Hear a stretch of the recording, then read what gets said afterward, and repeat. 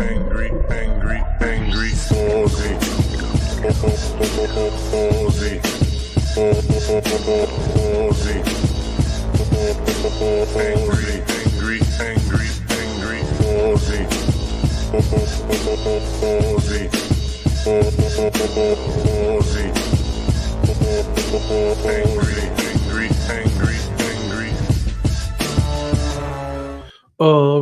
right. Grooving on a Thursday evening. Musical Aviator. Left a comment ages ago. Home PC keyboard. Oh no, took an unscheduled bath. No.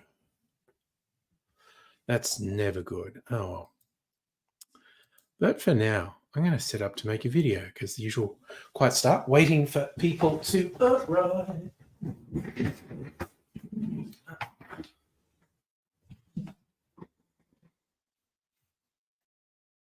Okay, so this light in here. Put it like that.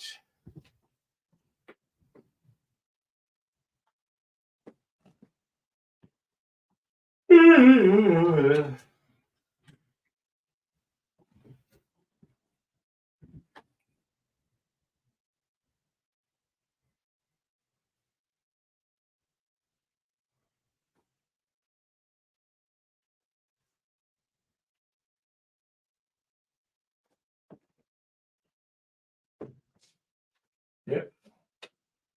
Actually, we're going to do this.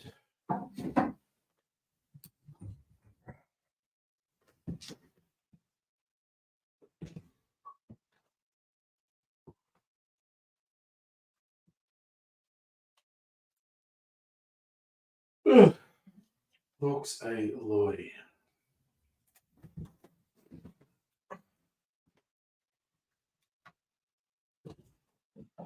Tell you what it's all about. Don't have to be rich to be my girl.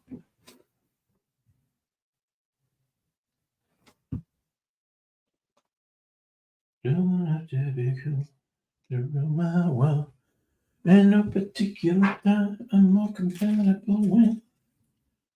Just want your extra time and your yes. Where did I put the little fucking booklet? Honestly, here.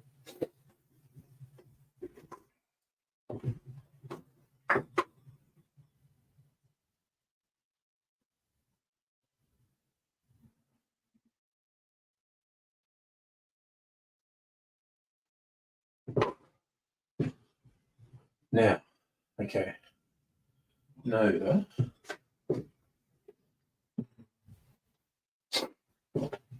Which other whiskey will I have? What proof is this? 48. 40 is what? 48.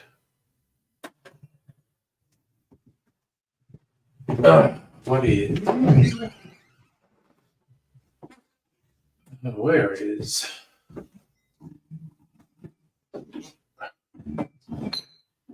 Vitale.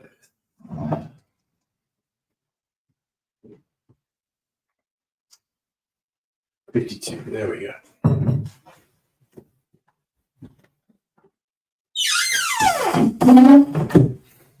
All right.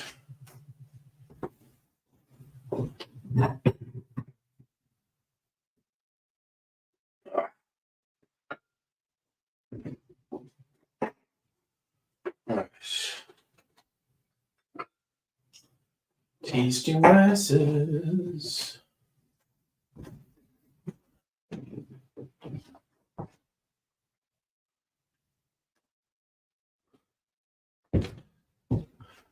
Hey, EOR, how you doing? Sorry, you just got me faffing about early in the stream. It's usually pretty quiet. And I'm going to make a video as a warm-up as I wait for more people to All right. Oh, I need to turn this light on. There we go. Anything with my New West whiskey.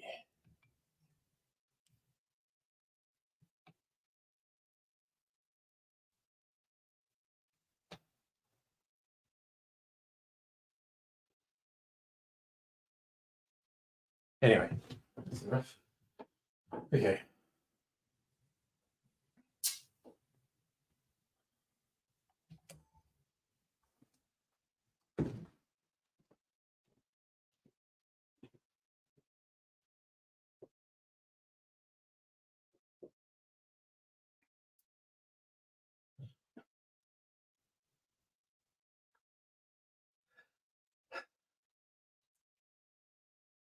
G'day, cocktail lovers. Time for a special treat. Well, it's a special treat for me anyway. I'm going to do a taste of my newest whiskey. It's from local distillery Starward.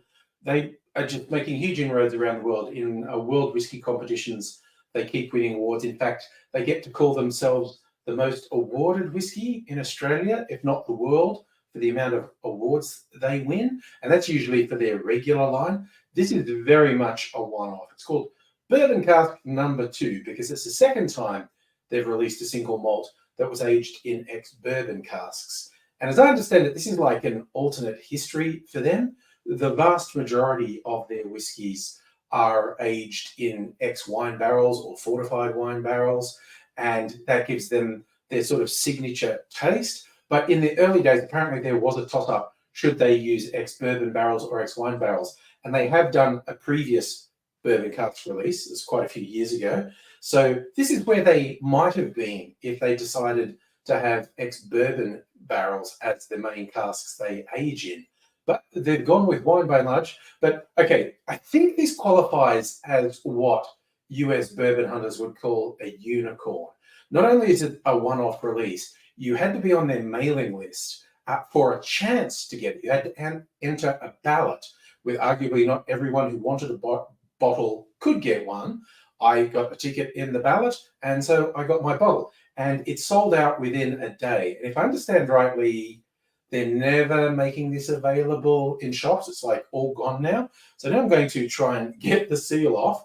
It's not quite working for me, and give it a taste. Son of a BC Rich. Actually.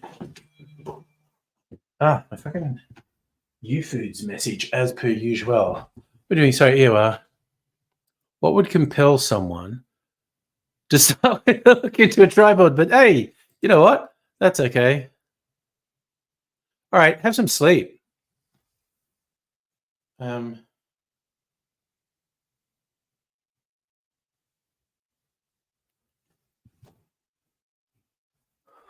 do, do, do, do, do, do, do.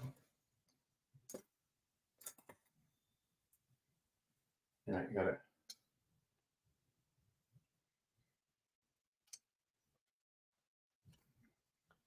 Gotta break the seal.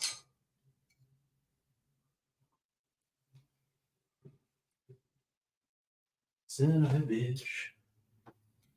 I hate how difficult this is.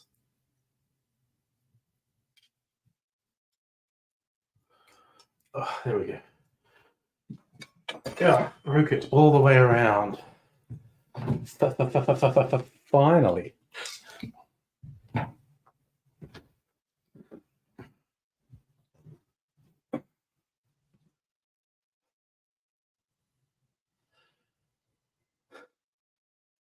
The seal removed. Now it's time for the thing you only get once, that first pop of the stopper. That's satisfying.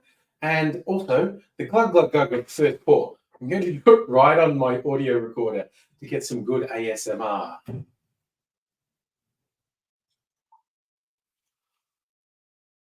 This is their new bottle. It didn't glug glug glug that. Oh well, it's time for a taste though.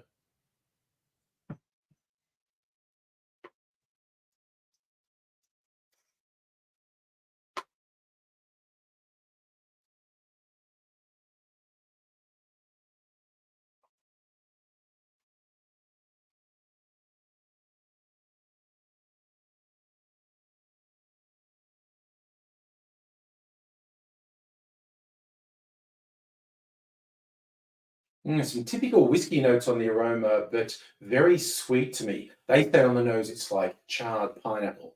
And I guess that's not a huge leap, but going in for a taste.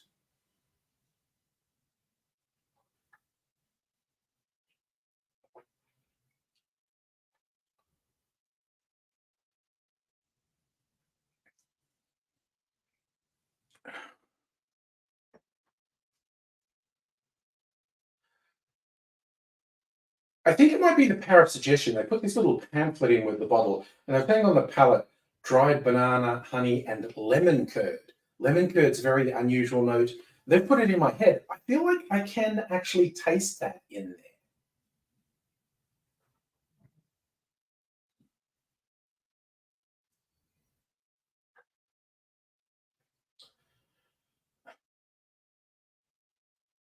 This is 52% ABV, 104 proof. So it's got a decent kick. I'm going to do a comparison with a couple of their other whiskies.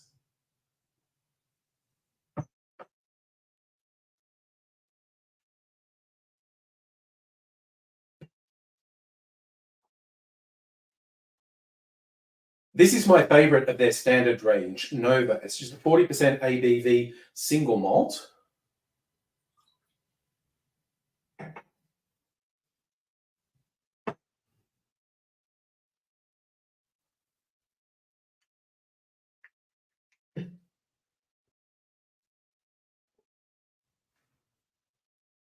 And this is another of their limited editions. This was an anniversary special called Vitalis. This is also 52% ABV.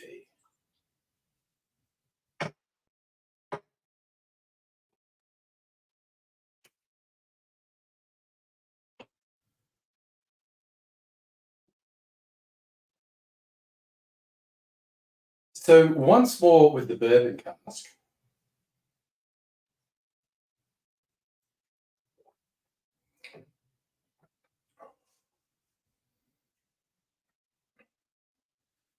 Even with that comparatively higher proof, it doesn't burn going down. It's got a very light, bright sweetness to it that I really enjoy. Now, how does my standard favorite that's only 40% ABV compare to it?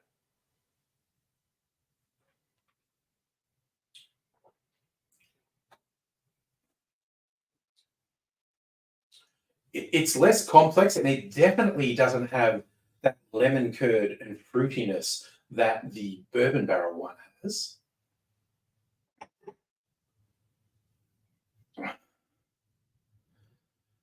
And just to see if it's all about the proof, this is the 52% limited edition Vitalis.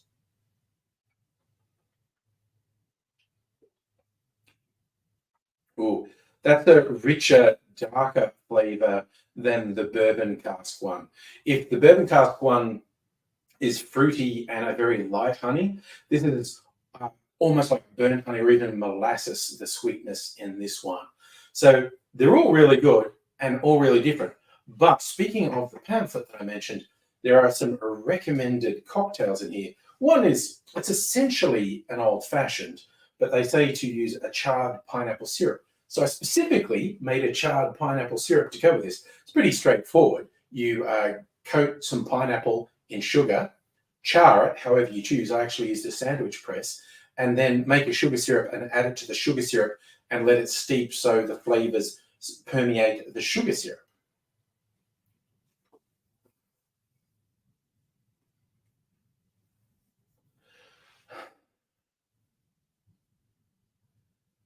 They call the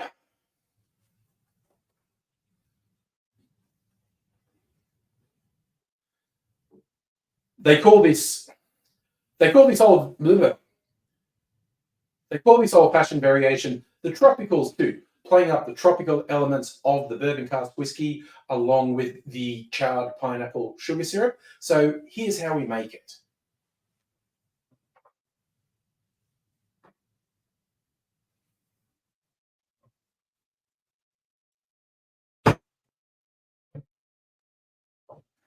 Don't need experience. Ouch. Leave it all nuance. Show you what it's all about. Don't have to be rich. Be my girl. Hello, musical aviator. Armor pieces are getting rusty. Oh no. Did a wire brush treatment. Got the rust off. Trying to polish it to shiny as. Oh, wow. Well, now you know how knights of old felt when their armor got tarnished. All right. Now, time to make this cocktail. So, we get it a mixing glass. Put this here. Okay.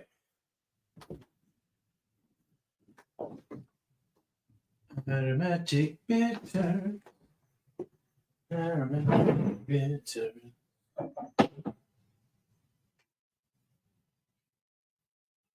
Going to make. What is it? 60 mils, 10 mils, 2 dashes. Don't have to be rich. Don't have to be cruel. Well, kill a stone, mock to pull. Just I gotta put the GoPro there. Toronto Maple Leafer, hello. More evening to you too, my friend. Thursday morning for you, Thursday evening for me. I've got to switch these off for a fucking start.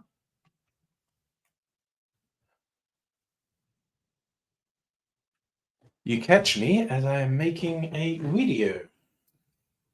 Might be the only video I make tonight. I might make a second one.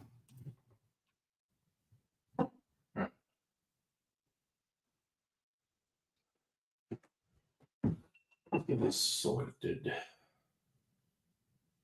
That looks pretty good. All right, we are ready to go, go, go.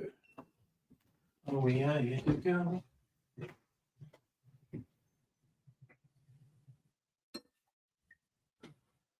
$10 mils of nitro pineapple syrup. Well, that's fucking good work, you Egypt. Syrup on your shirt. Oh man, that's got a real distinct flavor.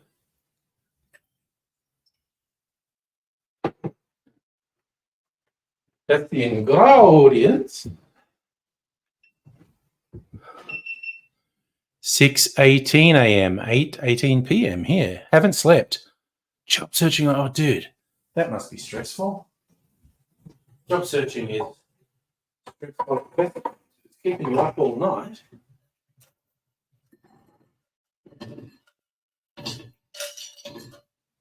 Right. Show me what it's all about. Don't have to be rich. Be my girl. Don't have to be cool. My world ain't no particular style I'm more compatible with. Just want your extra time and your kiss.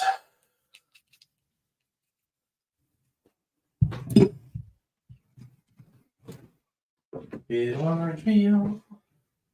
Come on, let's stab us. Yeah, first time.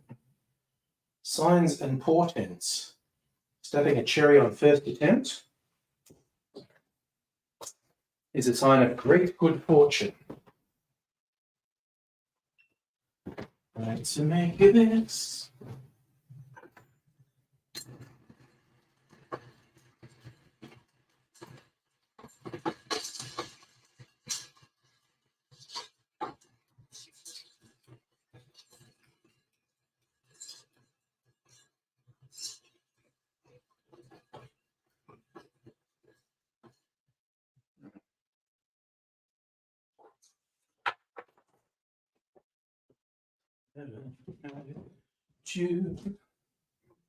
It's all tempered. But not it's clear eyes. Cause I like it sexy.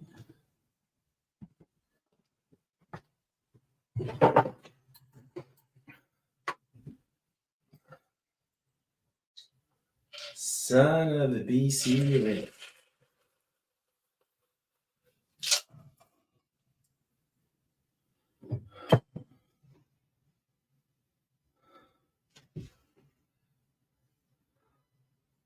Some orange oils over there.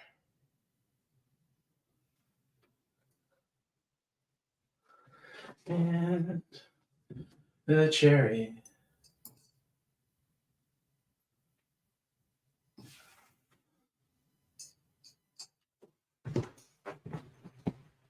Okay. Dot. Got to take a picture for publicity purposes.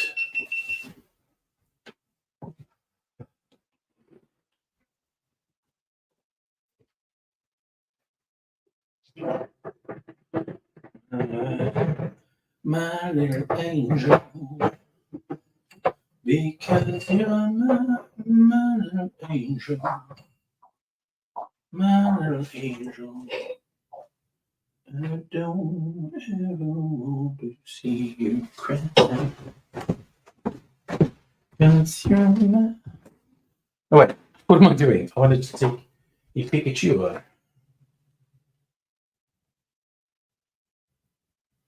Oh.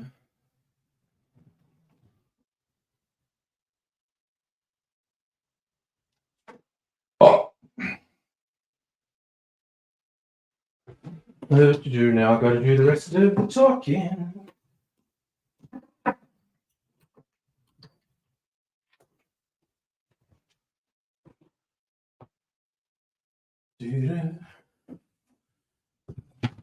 Pork me. Okay, do this. Okay. Recording. Let's do it.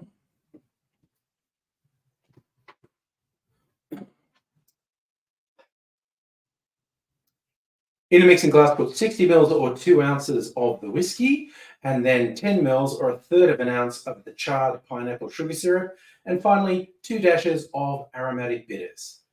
Add ice to the glass, stir that for 20 to 25 seconds to chill and dilute the drink, and then strain that into a rocks glass over preferably a huge chunk of sexy clear ice. For garnish, I'm using a twist of orange peel and maraschino cherry on a skewer.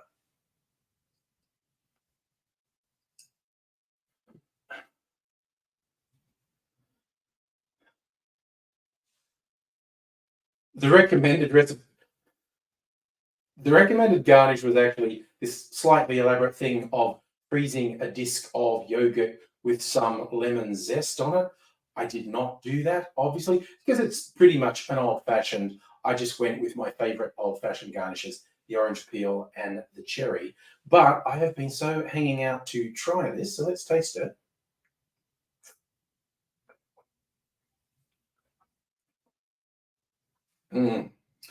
Wow, that charred pineapple syrup really does go well with this whiskey.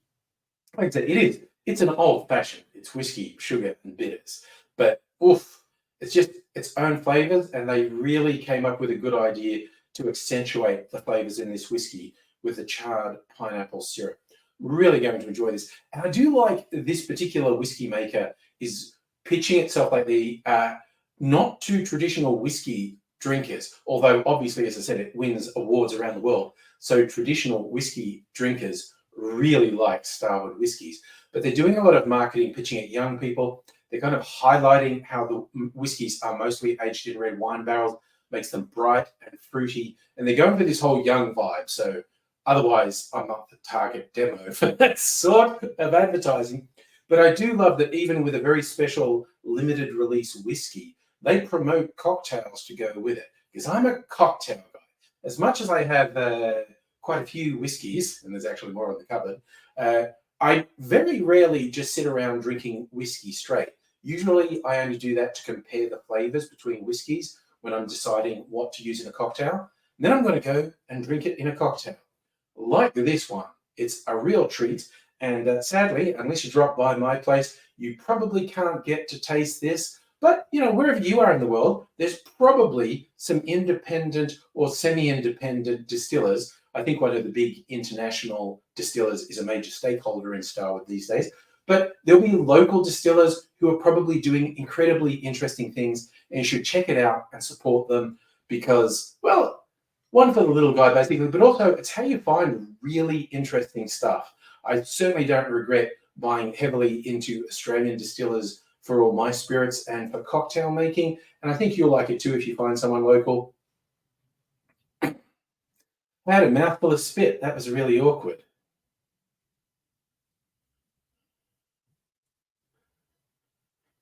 But wherever you are and whatever you're drinking, I hope you're looking after yourself. I hope you're having a good time, and I hope to see you again soon. Until I do see you again, I will say cheers. All right. Oh, I promised to make Mrs. Angry one of these. So I got to do that. And then I'm going to sit down and talk for a while. And maybe I won't make any more videos. Oh, turn this off. Turn this off. Turn this off. Actually, do this. I'll put the camera right out of the way. And I'll sit down. Sit down, laddie. Now I'm going to make this for Mrs. Angry. Ooh. All right, well, I need to get another skewer and another piece of orange peel. Do, do, do, do, do, do, do, do. Do, do, do, do. Do, do, do. We've got a little glass for her. Okay.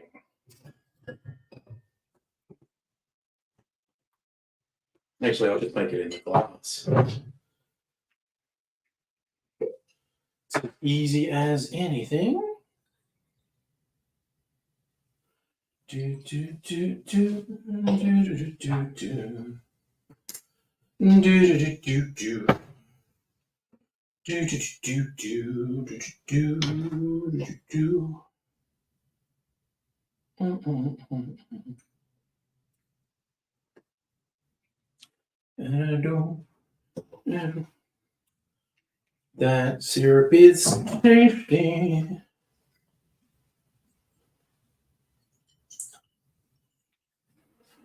All right. We got to skewer another cherry. Yeah. Oh, that's a bit mean. That's only half a cherry.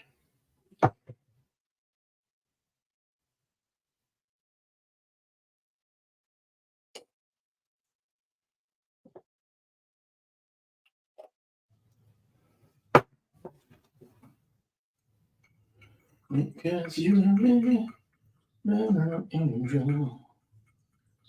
Why did that really weird song get stuck in my head? In my head. Zombie, zombie, zombie. Hey. Okay, take this out to Mrs. Angry. I'm going to sit down and chat and see what's happening. I'll be back real soon. Oh, gosh.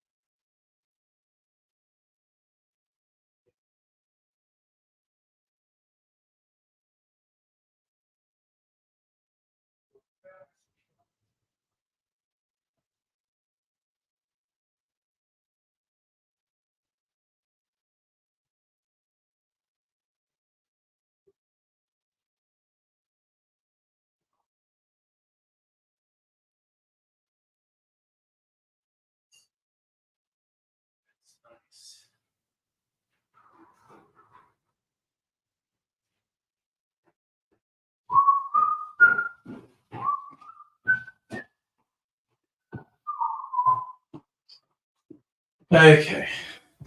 Well, they're faffing around. Now I'm going to sit down.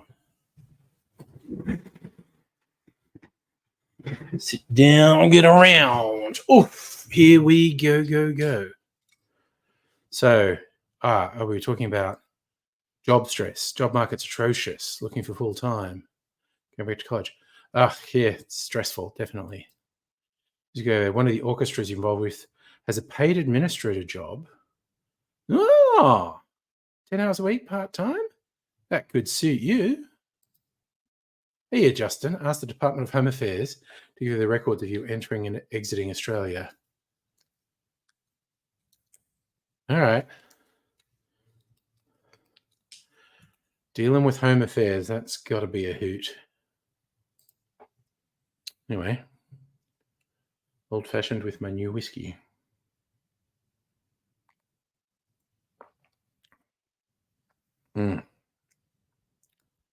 Oh man, that's a fucking treat. And my new sugar syrup. First time I've made a charred pineapple sugar syrup. So it's all new. It's all happening.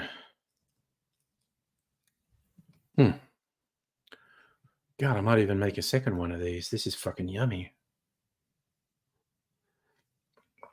In fact, as I think about it, oh yeah, no, I definitely will. That's fucking awesome.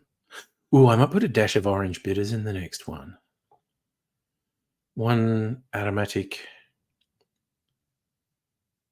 one orange. Oh man, that is fucking yum though. Oh, I didn't do my Jack Daniels measurement for the video. Should have done that. So, Justin, you don't necessarily need it now, but it might be necessary in the future to get a high security clearance. Oh, it's a good thing to ask for when you're not desperate to get it quickly. Musical Aviator LARP throwing a wedding feast towards the end of the month. Put out a request for musicians, prepping your Renaissance wedding trumpet music. Nice. You're getting early morning storms, aren't you? Meant to be like in spring, leaning into summer weather now? We're just leaning into winter weather here. Rays, what's up? Hey, doing, bro? Oh, man. Oh, I got a killer old fashioned with my new whiskey. You reckon you were doing a lot of transiting to and fro in the time period you're asking for? Well, it would be good to have it handy. Like I say, if you see on the horizon, even if it's years down the track, looking for a security clearance, having that on hand, obviously a useful thing. Mine would be so mundane. Christ, I've hardly traveled in the last 10 years. Oh. So yes, Toronto Maple, if you are leaning into summer, starts on the 20th, 21st June. There you go. See, we do it slightly differently in Australia to, I think, both Europe and North America, in as much as we just say it's a month rather than, season normally changes here. We go, no, June 1st. That's winter, mate. September 1st, that's spring. December 1st, that's summer. March 1st, that's autumn. You got a clearance to be a security guard, definitely. Could you so I suppose the next levels of security clearance are cop and then defense. Yeah, well, Perth is different. All the sun. And geez, you guys got pace, and you were doing that bloody construction work in that brutal summer. You have your NVs. So it's the next level clearance. Okay. Yeah, see, yours is tied to the equinox. Yeah. And Europe too, I think.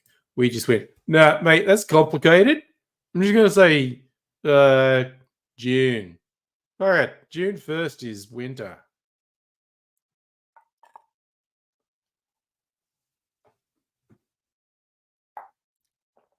Oh, man. That is fucking good. Oh, that is fucking tasty. I am having another one of those. Because you're my. I'm kind of annoyed with myself. Spill not a huge amount, but spilling friggin' cocktail made with an expensive whiskey. God damn it.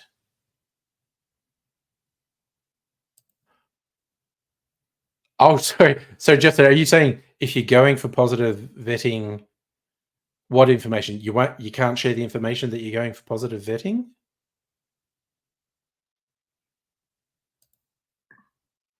One of them allows you military bases to do security. One allows you to work with credential government documents. Nice. Yeah, we don't like things to be difficult, Toronto Maple Leafer. And yes, Equinox moves as well. Yeah. So,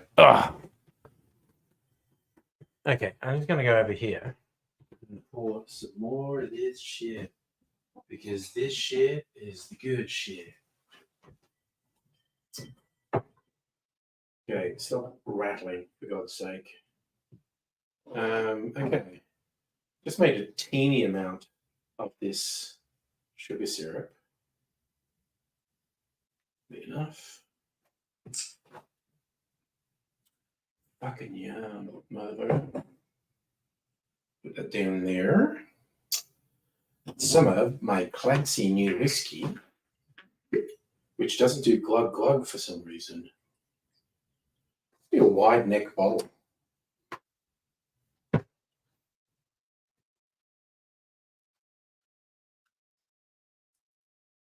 Not gonna lie, that's slightly disappointing. Not getting the glug glug glug. Should do lime bitters. Where's my lime bitters? Celery bitters. Which reminds me, I just have to use the celery bitters. I still haven't used them since I got them. Okay, lime bitters. And aromatic bitters. Fucking yeah, son. That's what I'm talking about. Okay, back over here now. Ah. Oh, shit, this fucking map keeps slipping. Doing my head in. You can tell people what licensing clearance they have. Can't tell people anything about it or where they're used. So negative vetting is they assume everything you tell them is true. Positive vetting is where they assume everything you tell them is false. They do a comprehensive background. Okay. Right, you mostly got them to see if they would. Turns out this country is completely irresponsible. So irresponsible they gave you security clearance. Oh, damn. It's an interesting one. Is that ASMR? It's an interesting noise.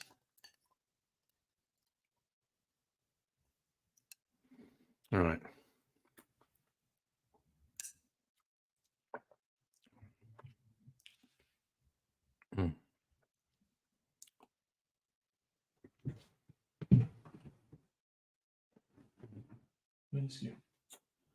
Okay. Well, lime bitters did not improve it.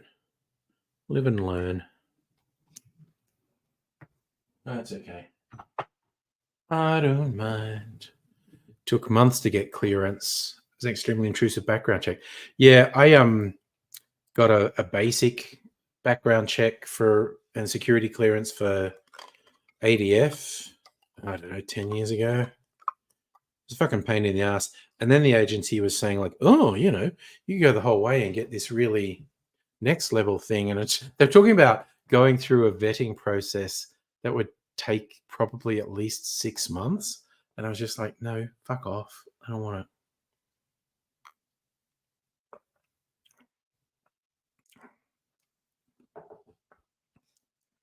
Better.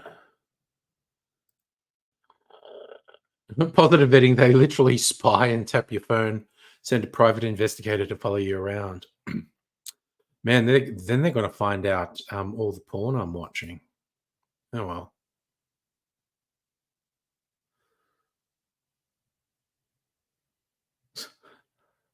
I just hope they've got a sense of humor. That's all I'm saying.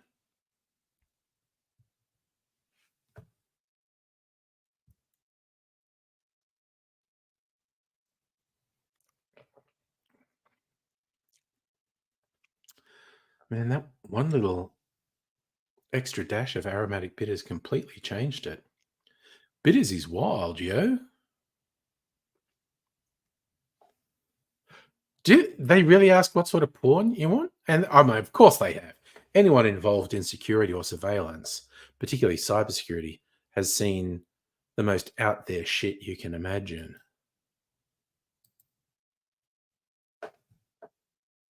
Still, my favorite question um, was, "Have you ever used illegal drugs?" And I literally just said to the person, like, "Do you want me to give the honest answer or the simple answer that'll just let us move on really quickly?" And they go, "What do you mean?" And I was just like, "Yeah, I did. I used to go to raves and shit in the 90s. Um, but you can drug test me anytime. You can look at my history for the decades since. And you won't find anything.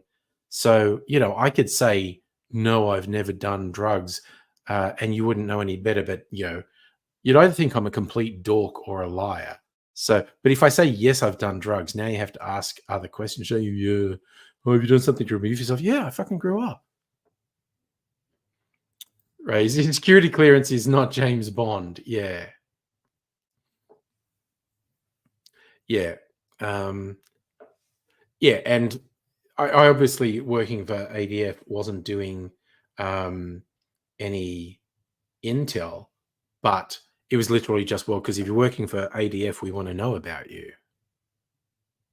Yeah, it's just like people saying, oh, you could potentially work for the Australian Signals Directorate. And I was like, fuck off. Not that not that I'd be averse in principle, because I think the work is interesting and arguably important, but I'm not going to have fucking government spooks anal probing me to find out everything they can. It's just like, life's too fucking short. I don't want to deal with that shit. So it's just like, yeah, no, bro, not going to do that. Oh, man. Okay, now that's back to being a really good old fashioned. Damn. Damn, bro. Damn, Daniel. Netflix fans binge 36 million hours of a new series in its first 4 days. Clickbait, they want me to know what it is.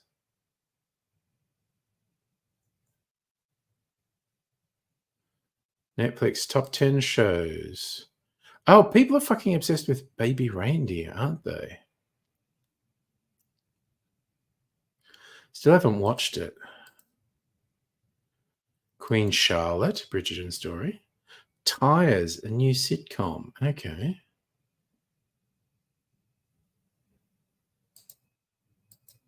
Geek Girl. Wait, what's Geek Girl?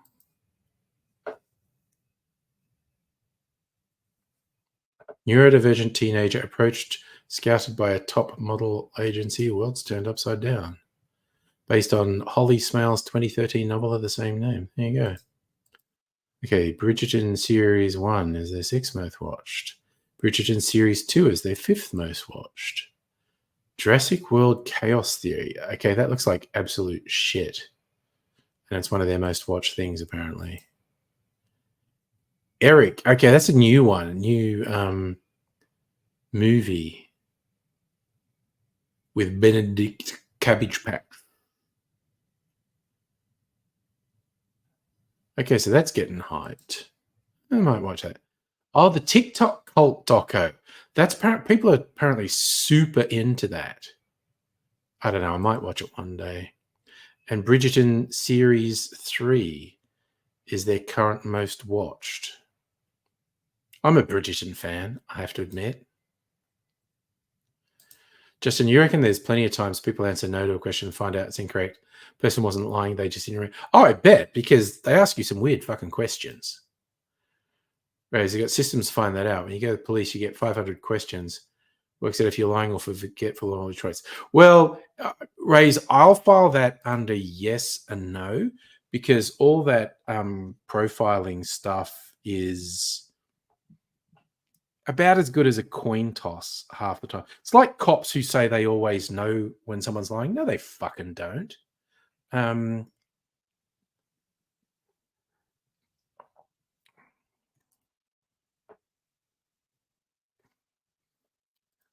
it asks if you answer no to have ever pissed yourself. It asks like, as a child, did you ever?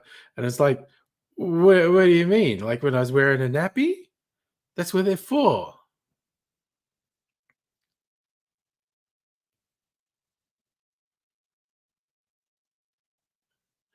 See, I also just can't take this shit seriously. If I was being interviewed and someone's like trying to psychologically profile me and say, have you ever pissed yourself? I just go, this year?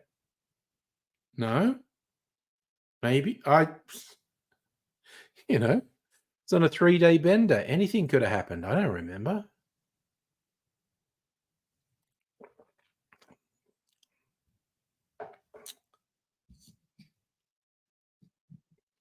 It's like the concept of someone in a job interview asking me that stupid question, what's your greatest weakness? And I'd be like, the inability to take someone seriously who asks that question. What the fuck am I going to tell you? My crippling drug addiction? Raise, I think it'd be a brave person who tried to profile you. You went into this fucking service. Yeah, no, it would be a very, very brave person who's going to dive into your psyche. But some people want to try their luck, I guess. So you might get that. Mm. Also, my other temptation when someone asks, what's your greatest weakness, is the Homer Simpson answer to just really go to town and go, takes me a long time to learn anything. Stuff tends to go missing when I'm around. People say I have a body odor problem. Now, I actually want to look it up. Yeah, that's often my weakness, musical aviator. I don't have enough money to not need a wage job. You reckon if they dive too far, they're just going to end up meth heads? Well, I'm going to look up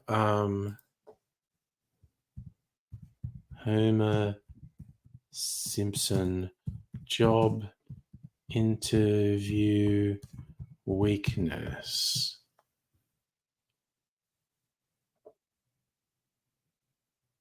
What are Homer Simpson's weaknesses? Low IQ.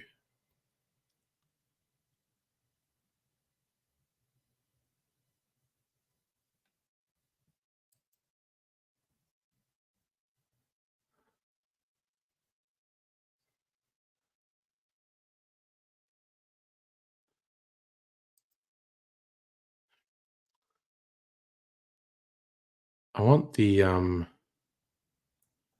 quote. I want the actual quote because I don't remember it specifically. Metafilter. Yes, it's like Smithers asks the really overqualified guys, what's each your worst quality? Well, I'm a workaholic. I push myself to high. It takes me a long time to learn anything. I'm kind of a goof off. Stuff starts disappearing from the workplace.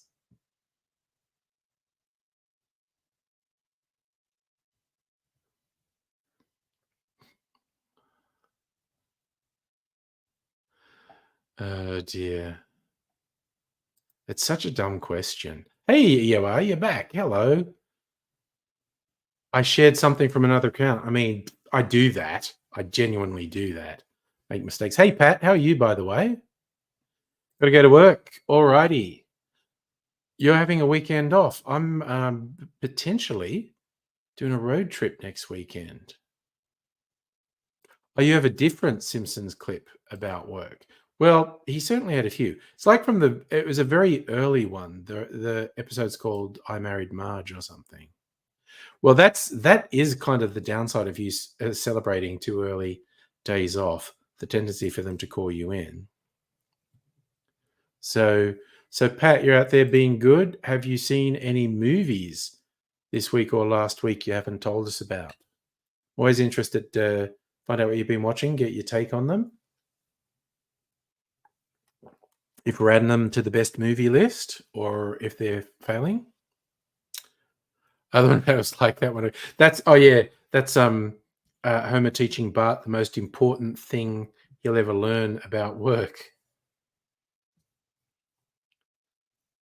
Pat, what did you see today then? Honestly, we've got a few people who are kind of obsessed with movies, but I think you go to the movies to see new releases more than just about anyone on the stream, Pat. So it's always interesting to hear what you've been seeing and what you think of it. Oh, you saw the new Bad Boys. Okay. How are you rating Bad Boys Ride or Die? The fourth Bad Boys movie, coming out more than 20 years after the first Bad Boys movie.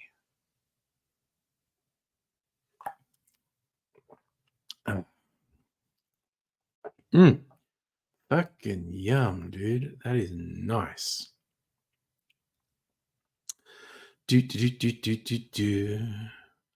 And I've got my trusty non-alcoholic drink. I might have a little bit of clarified cocktail because there's a little bit left. Yeah, are you showing yourself out?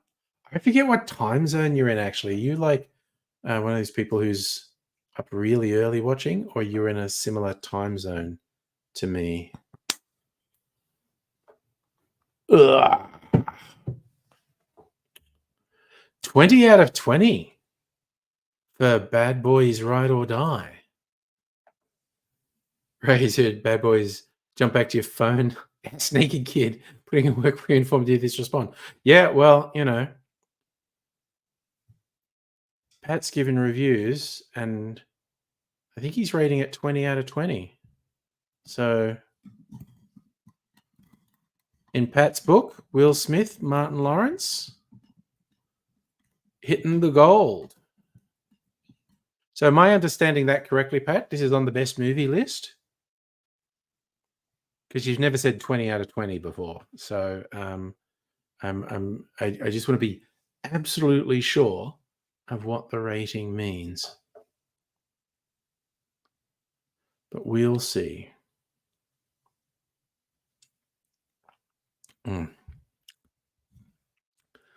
There's some good shit. I think it's Martin Lawrence seems to have been fucking driven crazy by the ridiculous bullshit in Hollywood. But he gives really good performances.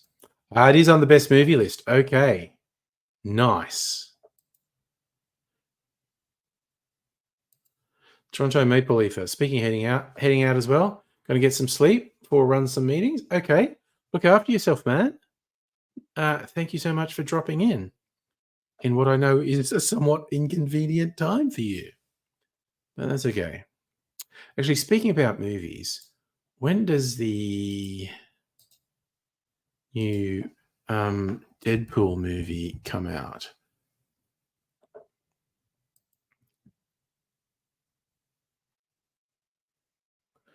In like another 2 weeks? 2 weeks? 25th of July.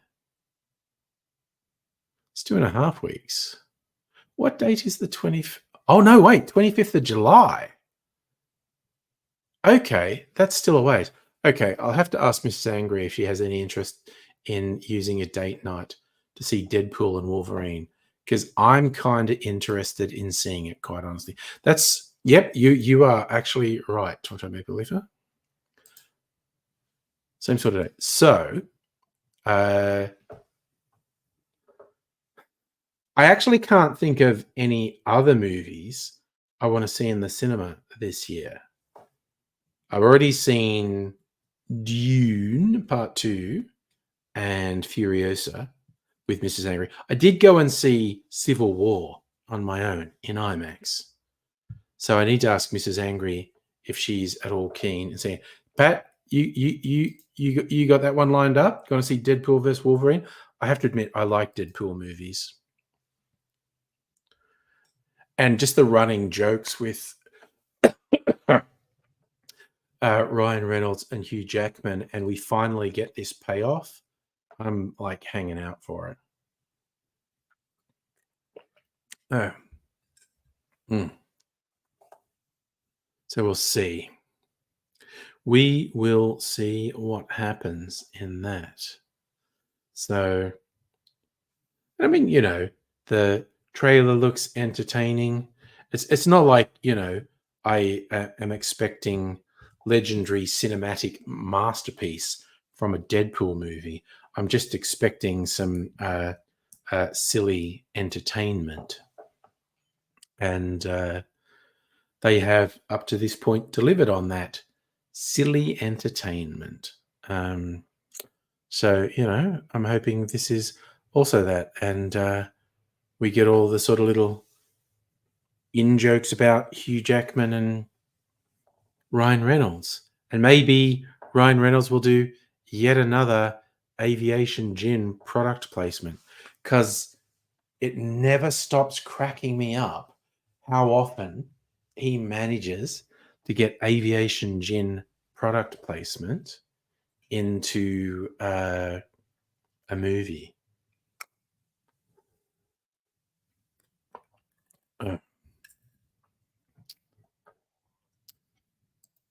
And just because my brain's wandering off, I remember, where's drink days? When is martini day?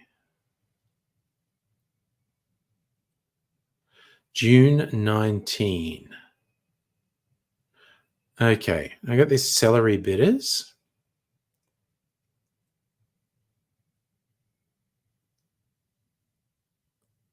I might make martinis tomorrow night to have a martini, and with the celery bitters, because normally I make martinis with orange bitters. So I need to make one with celery. Well, actually, I probably need to make two. Make one with orange bitters and one with celery bitters, and taste the difference. Also, way to get shit-faced. Have two martinis. Yeah, boy. But, Friday night. Nothing to stop me. Nothing to stop me.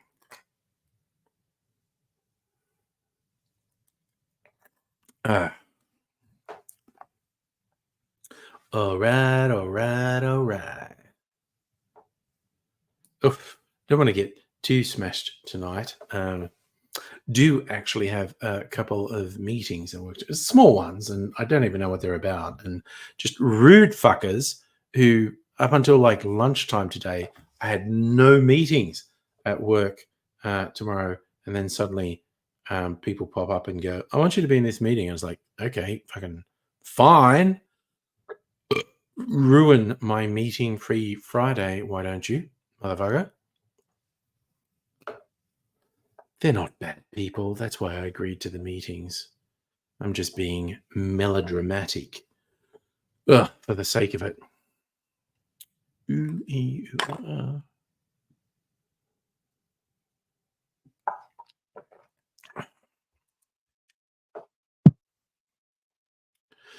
So, Pat, you just said cat. What was that about? Oh, cat. Do you mean you just noticed my martini cat? My cat wearing cat's eye glasses? It's kind of weird how many of my cocktail shirts have cats on them, and they're always black cats. Apparently, black cats are into cocktails. Martinis in particular. But, cats are up to all sorts of stuff.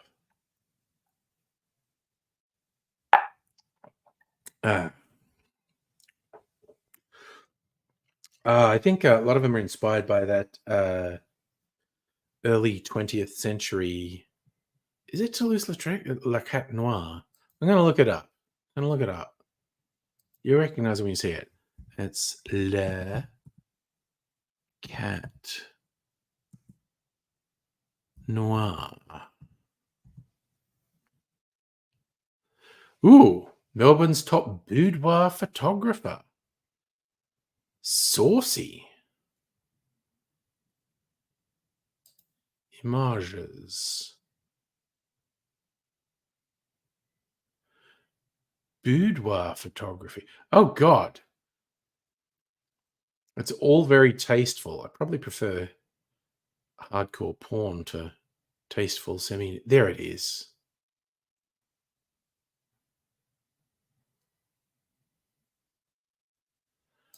So people have got it on Pinterest. Selling prints. I guess it's public domain.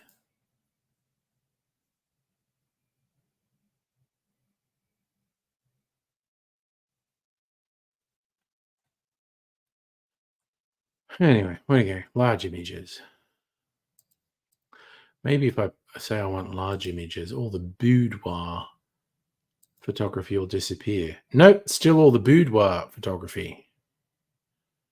And the cat noir is always on fucking Etsy.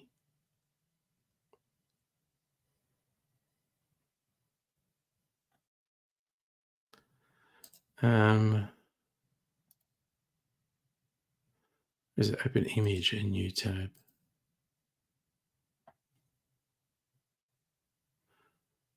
All right. God, I've gone to so much trouble to get to this. Right, cats into birds. Cat TV is amazing, actually. Pat, what other movies do you want to talk about? I think there's some movies on the streaming services I want to watch, actually. But where are we? So this is the thing that I think inspired all the cats on my cocktail shirts. Tony au Cat Noir. Rodolphe Sali.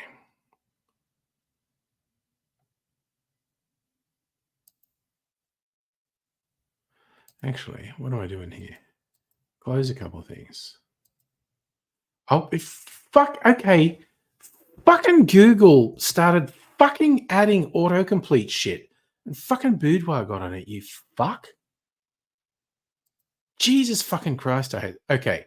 The Wikipedia entry for Le Cat Noir. I want to read it. 19th century entertainment establishment in the Bohemian Montmartre district of Paris. It was opened 18th November 1881, 84 Boulevard d'Arcachar by impresario Rodolphe Sali. Closed in 1897, not long after Sali's. Jesus. Oh, okay, was it? So he ran it for 16 years and then died. First modern cabaret. Nightclub where the patrons sat at tables, drank alcoholic beverages, while being entertained by a variety show on stage. Acts were introduced by a master of ceremonies who interacted with well-known patrons at the tables. Its imitators have included cabaret from St. Petersburg, the Stray Dog Cafe, to Barcelona, to London's Cave of the Golden Calf. In its heyday, it was a bustling nightclub that was part artist salon, part rowdy music hall. From 1882 to 1895, the Cabaret published a weekly magazine with the same name, featuring literary writings, news from the Cabaret and Montmartre, poetry, and political satire. The subject of an iconic Theophile Steinian poster in 1896. So that's where the poster comes from. And that's why I think there are so many black cats on my cocktail shirts.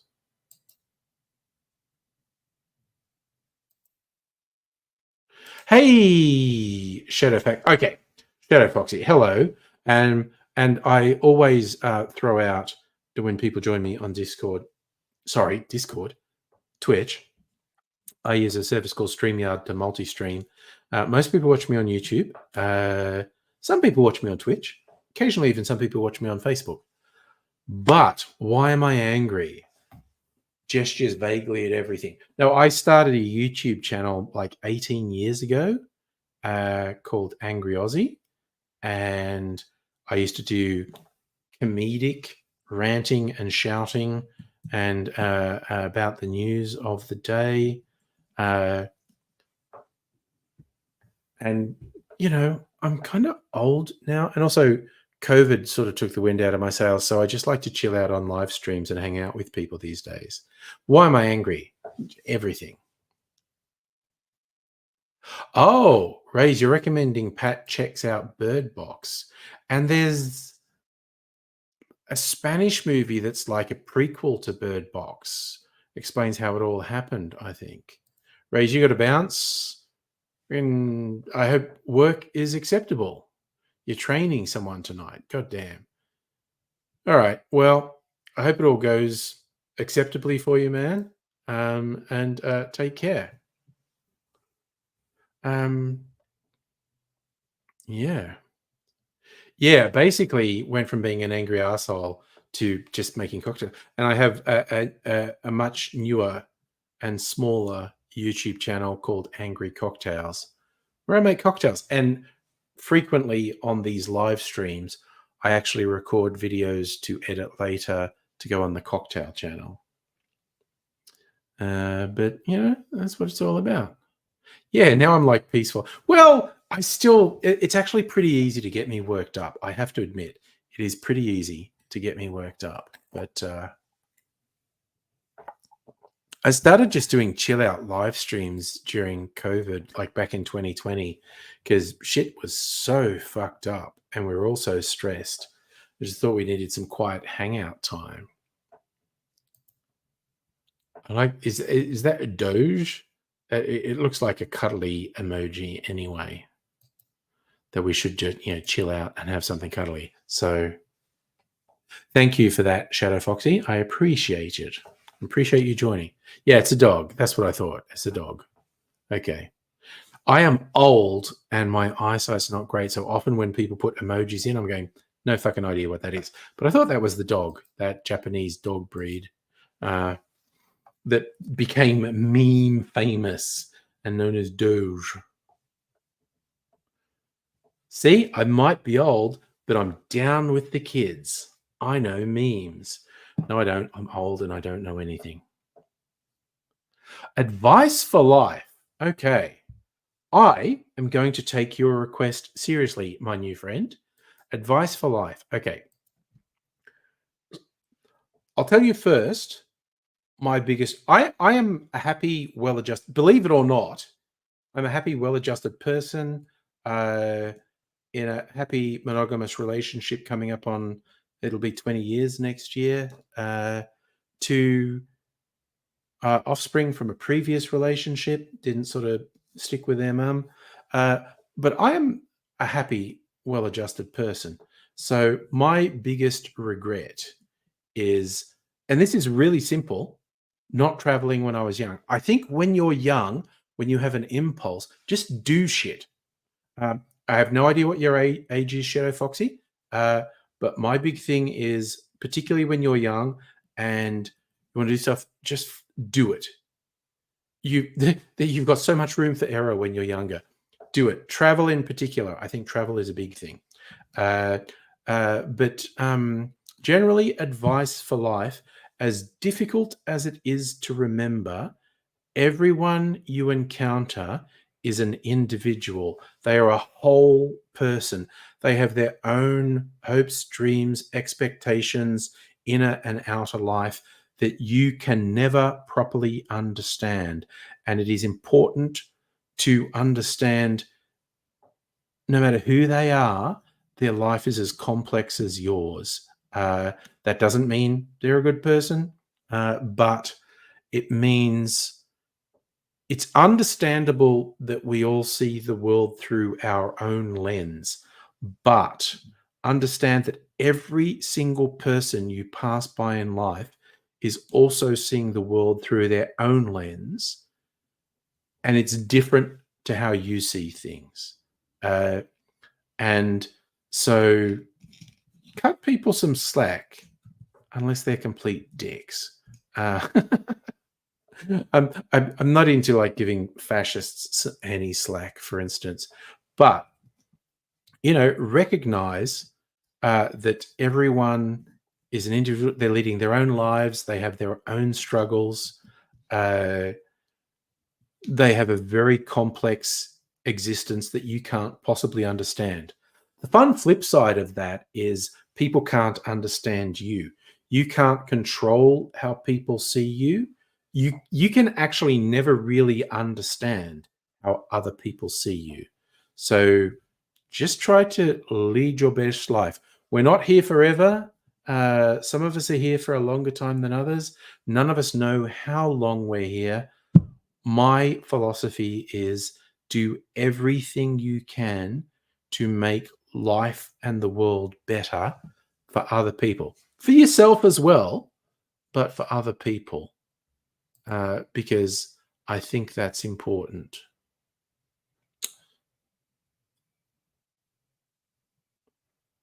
Okay, so Pat wants me to look at the Discord. So I'm going to look at the Discord and see what Pat has posted for me. Come on, Discord. Pat, are you going to see the Garfield movie? Oh, an Atlas on Netflix. Okay. I would be very interested to know what you thought of those, Pat. So is the Garfield movie one you're going to see or one you have seen? And Atlas, which is on Netflix, is that one you have watched or you're going to watch? Always interested to know what you're doing there. But there's a whole bunch of movies on the streaming services come out in the last year or two that I haven't watched that I kind of mean to.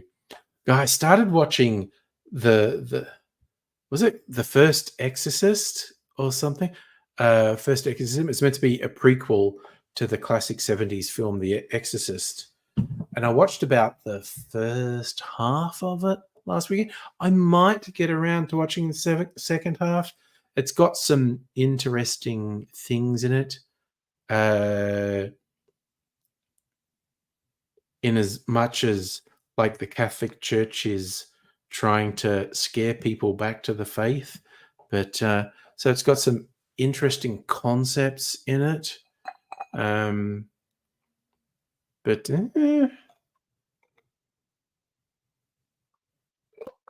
actually, if you want a recent Exorcist film, the one Rusty was in, Russell Crowe, The Pope's Exorcist, that's not bad. Rusty's great.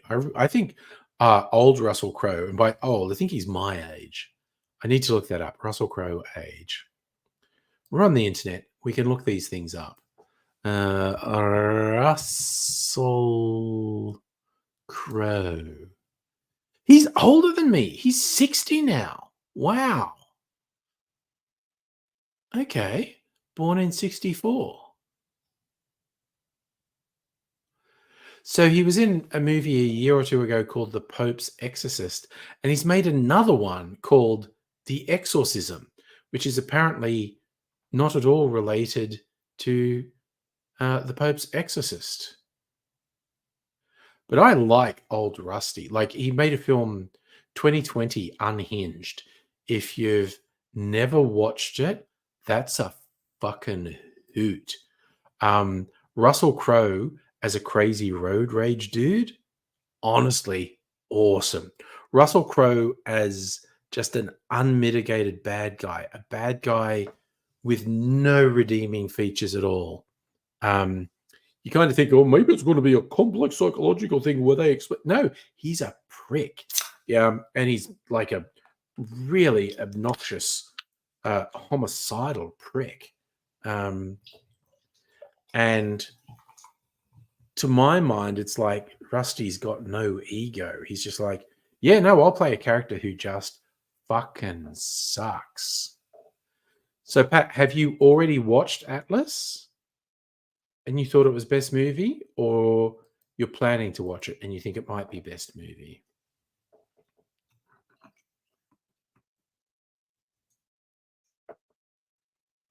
But that's the J-Lo sci-fi movie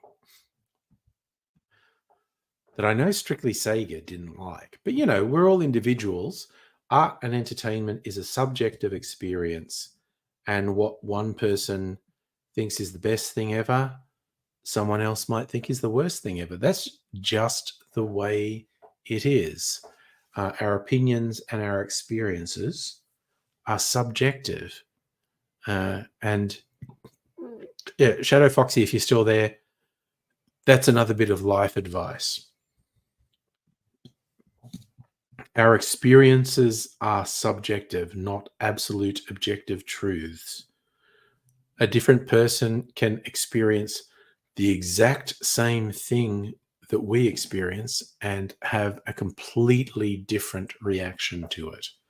So, life and the world is complex, is what I'm saying.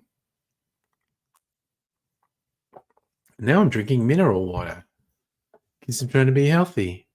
Because I made myself a couple of old fashions. And as tempted as I am to make another one, I'm not going to. Am I? No, I'm not going to. I was just thinking for a second, maybe I will. No, I won't. But I can comfortably say my new whiskey is good. Costs about 3 bottles of Jack Daniels, and I would definitely choose it ahead of 3 bottles of Jack Daniels. Because I don't drink that much. So I'm not going to drink my way through 3 bottles of Jack Daniels. I'd rather have the 1 bottle of something that's more expensive, that's a more enjoyable experience. That's my vibe. I think I've actually got it on a glass over here. Drink less, drink better. Yes, Pat, which I asked you 2 questions. So you have seen Atlas and you think it's best movie. Okay, that's cool. That is cool. I've got an itch on my back and I was trying to think, have I got anything good for scratching my back? Not that, that's too sharp. Ooh, that would be a good back scratcher. A driver. It's got a little spike. Okay, I got an itch on my back. I see what this is like as a back scratcher. Ugh, this is a bit, ooh, yeah, no, that's okay.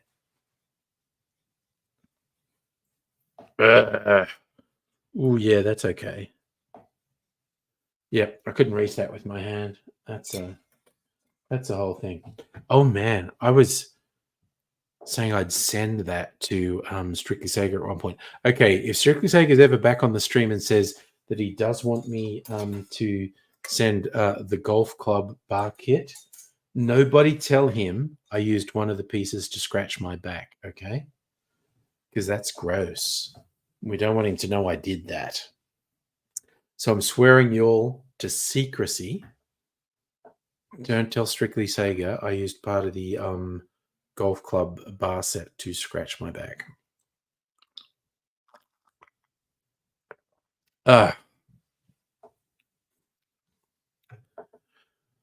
Whew.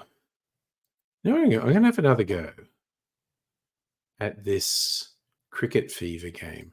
I'm friggin' determined.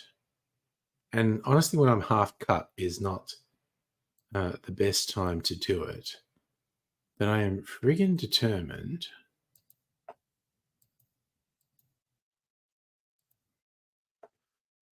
to get 100 runs on this game. Hey, Celtic, how you doing, man? I'm just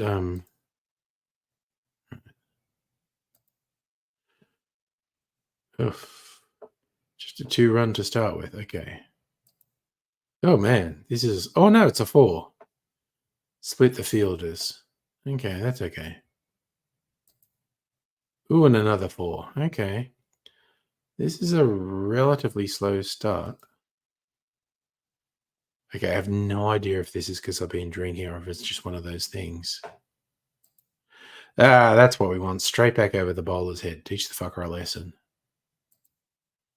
Yep, and another 4. 22 off 6 balls. Okay. Dang. Maybe this means, oh, last one. Ooh, that's it. Big one over his head. Okay. Oh, fuck me. Somehow I just kind of saw that one. It's going to play. We don't want ads. Stop that. We don't want ads. Have I played cricket? I mean, look, dude, this, I'm sorry. I am not giving you the finger. I don't know if you can tell that finger's a bit crooked. It's from playing playing cricket at high school. A fast bowler smashed the top bone in that finger and it mended crooked. So my middle finger is crooked from playing cricket in real life. Okay, I'm going to have one more go at this.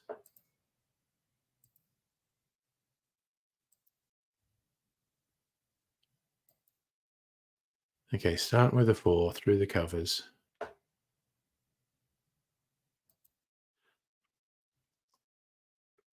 Another 4. Okay. No, that's 3 4s in the same spot. That's more like it. A 6 straight back over the fucker's head. And another one.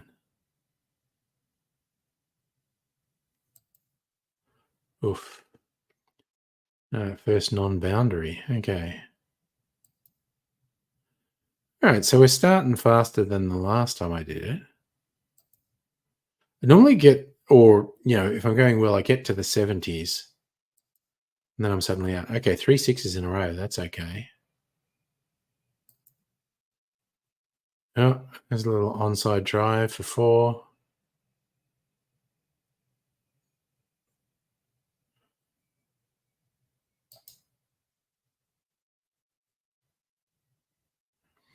Let's see, we go straight down there, straight back over his head. Fuck you, dude. Okay, more than halfway. And straight back over his head again. Yeah. Eat shit, motherfucker. And again, 3 straight back over his head. 4. Fuck this guy. Okay, this is where I normally get out. Oh, 5 in a row. Ooh. Oh, now 4. I'm anticipating. I've never reached 100. 90. Oh, man, I'm fucking full of it. Oh. Oh, 96. The anticipation's fucking killing me. Shit. Oh my God, the tension. Oh shit, that was a fucking grubby fast one. 100. First time I reached 100. Fuck you. Oh, that grubby little fastball he's doing there. What's that about, you little prick? Oh man, I'm unstoppable. Look at me. Well, that's a 1 for the first time.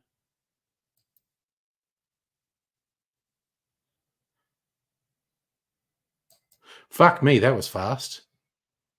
No, but okay, fucking milestone. I hit 100. That is a really silly pseudo cricket game, Micro, is what that is. Does it annoy me? Oh no. It's very minor. Sorry, Micro. I'm not giving you the finger. I'm just pointing out that finger's crooked because it got smashed by a cricket ball. Now, I've told these stories before because it was like fucking pulverized, right? And they didn't set it right, which is why it's crooked now. But so I had it all bandaged up, so it set out like that. And if you've ever had like a thing like, if you go down, the blood pulses and it's real thing. So I was walking around school, this bandage to go, and I had to hold it up like this, or it would hurt and it would throb. And so I'm walking around like this, and this was all padded out to here. I'm walking around like this, and my friends thought it was funny that I had to walk around like this, and they'd just take, let's go up and talk to a teacher. Oh, let's go to, oh, here's the deputy principal. Here's the principal. Let's talk up. And I'd be talking to them, holding my hand up, doing this while I'm talking to them. And my friends thought it was fucking hilarious.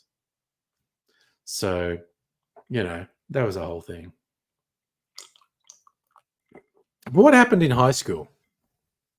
I had ingrown toenails operated on, which it was really fucking hard to work for ages. I had major ear surgery. And so I had sort of things covering this ear and padding for ages. I got this finger smashed. Oh, and I got hit in the head with a discus. That was a whole fucking man. I had a bunch of stupid shit happen in high school, quite honestly.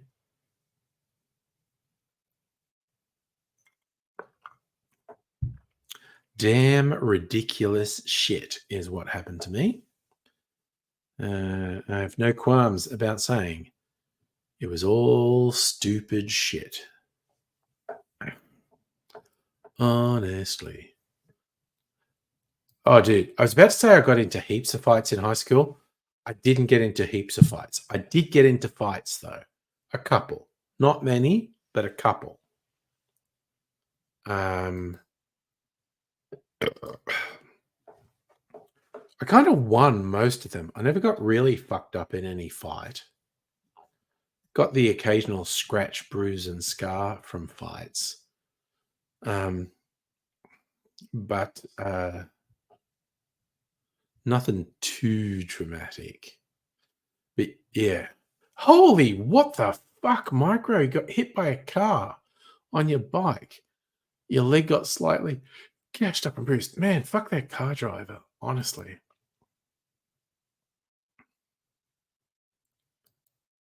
Oh, that's a fun question, Kelty.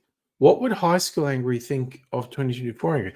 Literally, high school angry would not be able to conceive of a bunch of things I've achieved. Like, again, dude, I grew up in a country town, poor fucking white trash. My dad had his own business. Like, we were never rich. We were always struggling. And the level of job I've been able to get myself into would have been hard for me to dream of in high school. But also the whole YouTube thing, the fact that literally millions of people around the world have watched me do stupid shit, my high school self would be like, no fucking way. Really? Also, I've had sex, which I did not have in high school. So, high school me, that might be the thing I was most impressed by. Like, dude, you get to have sex. That's fucking awesome. So, what I'm saying is, high school me would be pretty easily impressed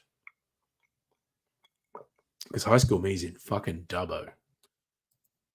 Marco, car dude's lucky you find not a scammer. Yeah, if you called the cops, insurance would be paying for you to sleep in a hotel. Pretty sure it's trying to avoid oh, dude, yeah.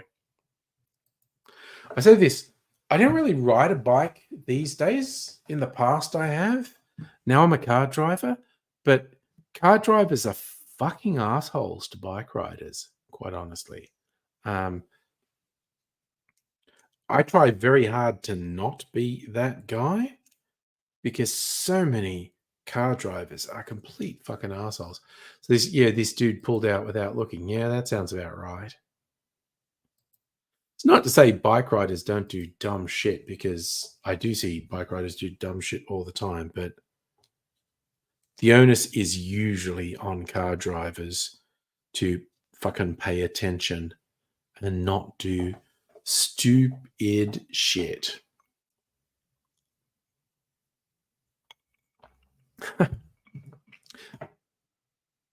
Actually, Celtic, I quite like that question. There's a slight impulse to maybe do that as a YouTube video. I have not done a pre-recorded video on the main channel for ages. Lucky your bike's a 70-pound steel frame, not some aluminium breakable shit. So your bike's fine because you really like your bike. I don't want your bike to be damaged. I don't want you to be damaged. I don't want your bike to be damaged.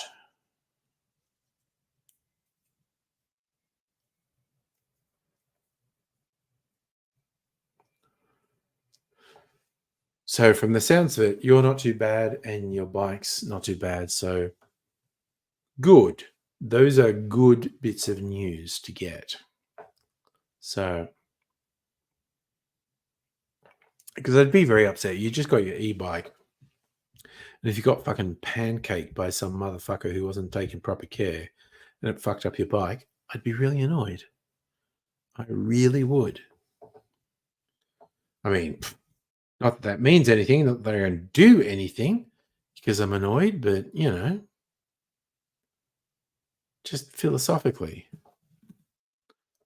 Marco, younger you would be ashamed of 24 you. You got more fucked up than the bike. You cracked your front fender. Did I get that you maybe feel a little down on yourself, but look to well, you're the opposite. Yeah, but also events shaped you, man. And I'm going to put words of support. I feel like you're doing the best you can with the cards you've been dealt. And I mean, correct me if I'm wrong, but I don't feel like you're giving up on anything either. I feel like you still look for opportunities to move in the direction that you always wanted to move. Am I looking too much through rose tinted glasses? But that's a thing that I feel. So,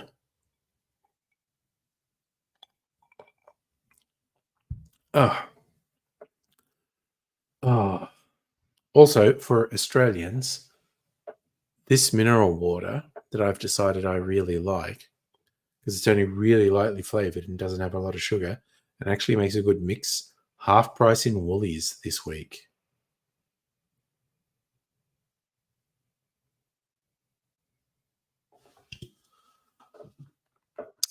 You smoke and drink and don't work.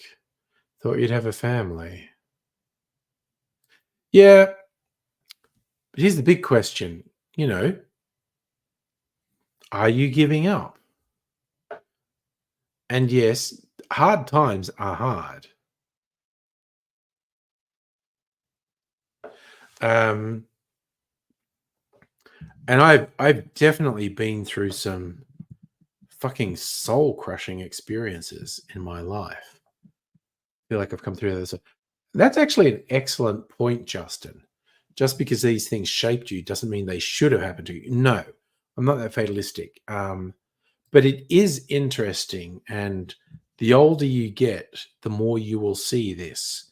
If someone comes into your life and they're important to you, whether they're, you're actually your life partner or romantic partner, or if they're just, someone's in your life, a friend, even an acquaintance who you think's important. The smallest change in their previous life would mean they're not the person that you know and that you maybe would never have come into contact with them. So I've always thought this, as much as everyone I've ever cared about has had something shitty happen to them that I wish hadn't happened to them. They could have done it. But if it hadn't happened, they would be a completely different person and their life would have gone completely differently. And I may never have met them. And also, we also can't change the things that have happened. All we can change is how we respond to the things that have happened. And yeah, it's a fair feeling, Micro. Things happened that should not have happened.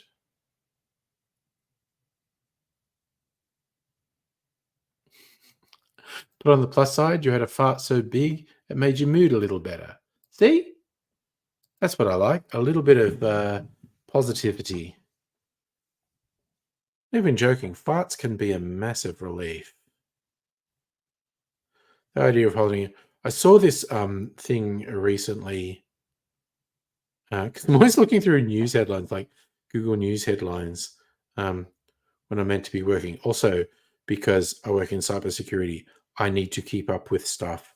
So it's work related if I'm always looking at news headlines, because I'm finding out about cybersecurity incidents. But there's this one, okay, not really related to work. Someone, very successful woman, I think was she in her 40s or 50s? And she's talking about, she and I completely understand this. She's saying like, a lot of men are intimidated by the fact she's completely self-sufficient and whatnot. And then she had these rules, but there was one really dumb one, and she's basically said she didn't want, guys to fart in front of her. Like they should never fart. And I go, well, that's actually childish. Like she said, because then she brought up like Dutch ovens. Dutch ovens are childish. You should only do them when you're young and stupid. And if you're unfamiliar with that, that's when you're in bed with someone and you fart and the fart's trapped under the bedding, and then you pull the bedding over the other person's head and you go, oh, Dutch oven. That is stupid. You should only do stupid shit, I don't know, in your 20s. But she went from, she wouldn't put up with someone doing Dutch oven to, she's basically saying, like, don't fart in front of her ever. That's childish. Farting is normal human behavior, and trying to pretend a person doesn't fart is really stupid. Yeah, I'm glad you haven't given up, man. And yeah, just going to get on your feet and you'll be a catch. And feel good about yourself, I hope. So that's the whole thing. So it swings and roundabouts. I don't blame someone who said, oh, if I was with someone and they did this Dutch oven shit, I'd dump them. I don't blame them. But if you stretch that to, if they fart in front of me, I'll dump them. And say, okay, now you're being childish, because people just fart. That's a thing that happens. And if you can't cope with that, you've got some damn issues you need to be working on, quite honestly. It's ridiculous. People fart. As soon as around, I was like, I remember a friend of mine, his living girlfriend at the time, and this is going back to our 20s. He's saying like she tried to catch him pissing in the shower, and he said it was so weird. Like, he'd be in the shower, and she'd suddenly burst into the bathroom and go, like as if she was going to catch him pissing in the shower. And he's like, what the fuck is wrong with you? But yeah, no. You absolutely should be able to take a dump in front of your significant other, because it's normal human activity. Now, oh God, that reminds me. I do actually remember an ex-girlfriend of mine, because yes, guys do farts and think they're funny, and farts are normal, but you don't have to do them all the time thinking they're funny and whatnot. But I do remember this ex of mine. I was literally on the toilet. I was shitting, and a fart, and she happened to like walk into the bathroom and go, ew. And I'm like, I'm on the fucking toilet. Okay. I'm not walking past you, crop dusting, farting in your face, thinking it was funny. I'm on the shitter. Fuck's sake. Oh, yes. No, give anyone with diarrhea space. Yeah. No. That's going to take the magic away. You don't want that. Okay. Just randomly going to try something. I have a little knife here. Can I cut a peel off with this knife? Ooh, I think I'm doing a good job.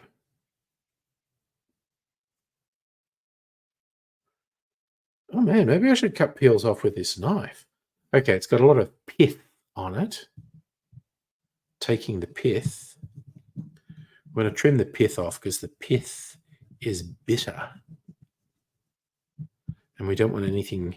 Well, sometimes you want something bitter in your drink, but I don't really want something bitter in my drink. Stop it, mate. You're giving me the pith.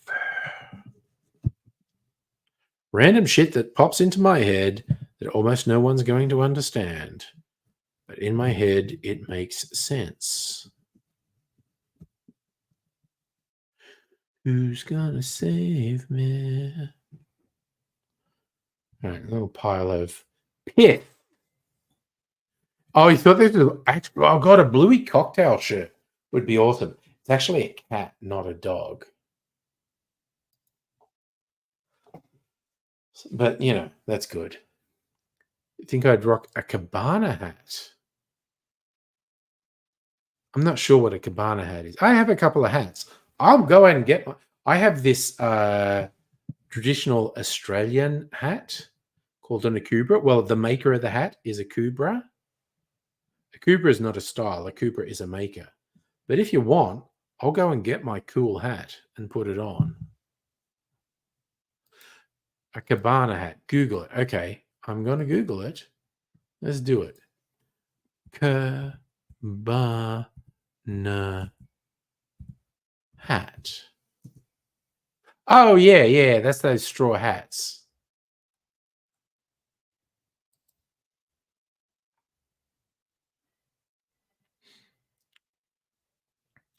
Okay, no, that's fair. Okay, you know what? Yeah, very tropical hat. Okay, so the Akubra hat that I'm gonna go get it is a hat that Australian farmers wear. I'm gonna go get it. I'm gonna go get an Akubra hat because it's a pretty fucking sharp hat, quite honestly. And I went to a very specialist hat shop because of my stupidly large head. I have to go to a specialty hat shop to get one that fits me. I'm gonna go get it. I'll be back in a sec. Well, less than 30 seconds anyway. Ow, my legs. Are they working?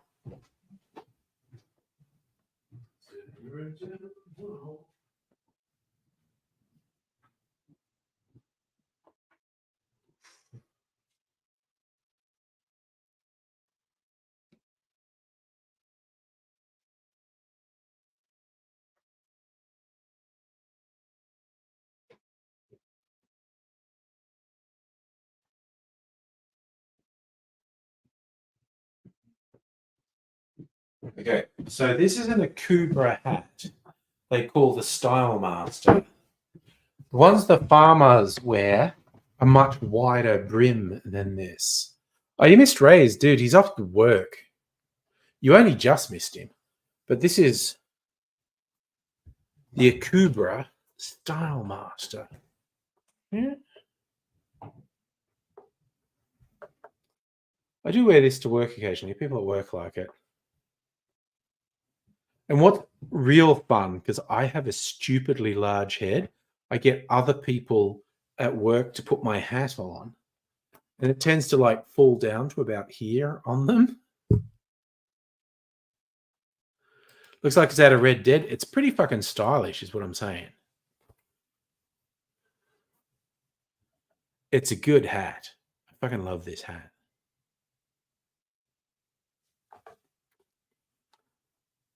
So, speaking of Red Dead, I'm just super tempted to join one of the modded Red Dead servers where you role play, because I'm watching all these people doing it, man.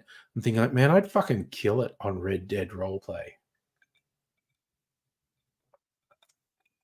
I want to play an Australian bushranger who's skipped Australia because the law was going to hang him. And so he had to run from Australia so he didn't get hanged. And he's trying to create a new life in the American West in the early 1900s.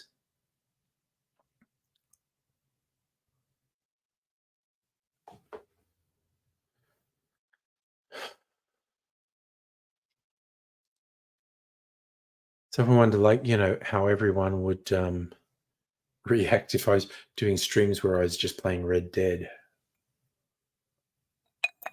I don't know. Maybe I'll do it. I just kind of think it would be fun.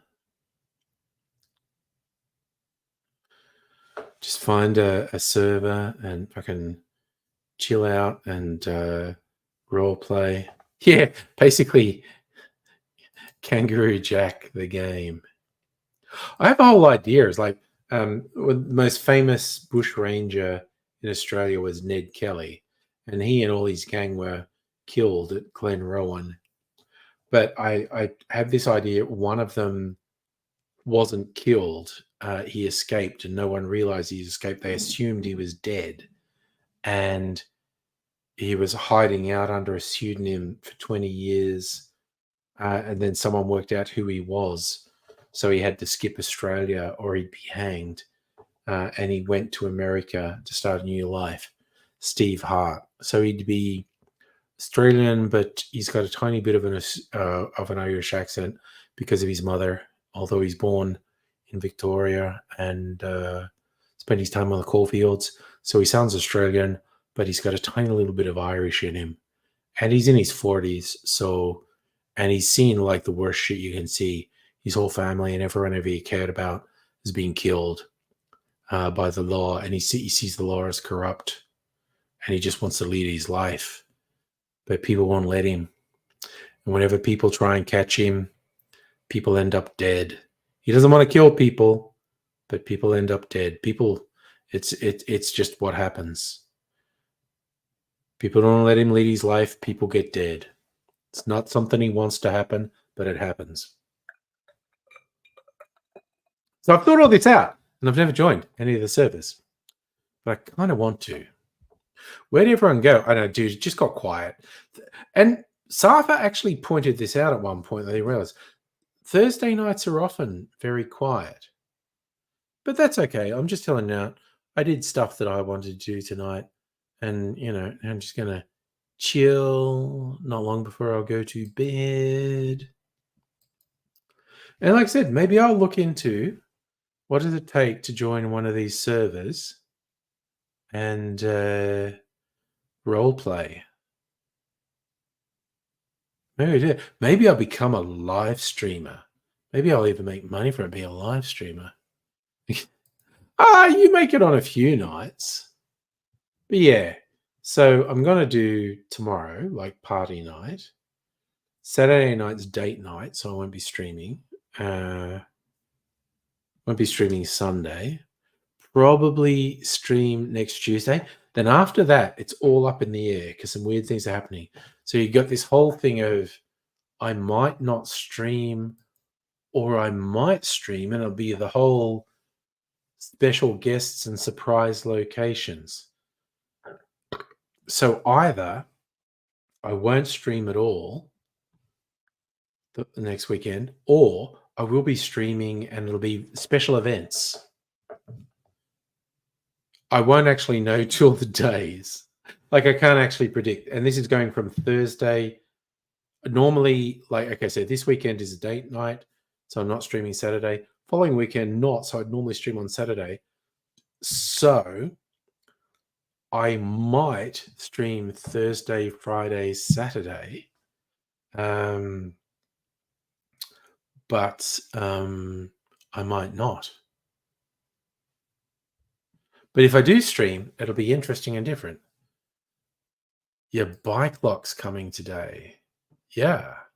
Best lock for your budget? You want to show it off? I mean, by all means. If you get the opportunity, I'm always into people showing stuff off. Glad you got your bike. Glad you like it. Glad even though some dickhead hit you, it didn't fuck your bike up and didn't fuck you up too much.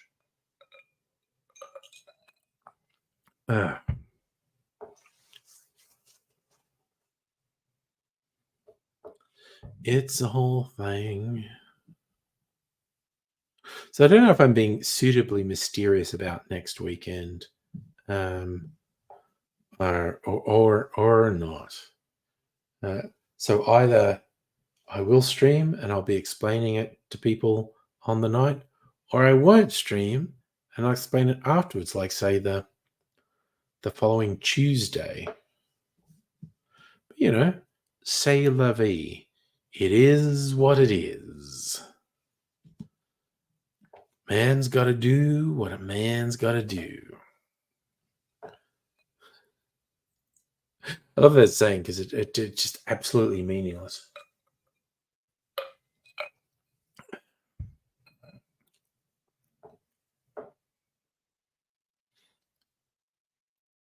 Whew, it's a whole thing. Also got to decide because in case you can't guess, the thing about next weekend might be a party. So I maybe need to make a special drink to take along. I just thought of what it might be. Maybe I'll make that tomorrow. I have the idea of making something and barrel aging it for a week. Yeah, make the fuckers work for it if they're going to steal your bike. So kryptonite, forget about it. New York 1415 chain, 14mm links, weighs 6.8 kilograms. Okay, that's a fucking chain, man. That is a real fucking chain. Yep, we don't want no fuckers stealing your bike. Motherfuckers. Don't be doing that shit.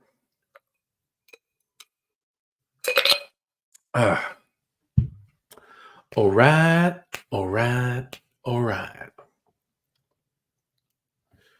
Strength for a roll out for the night.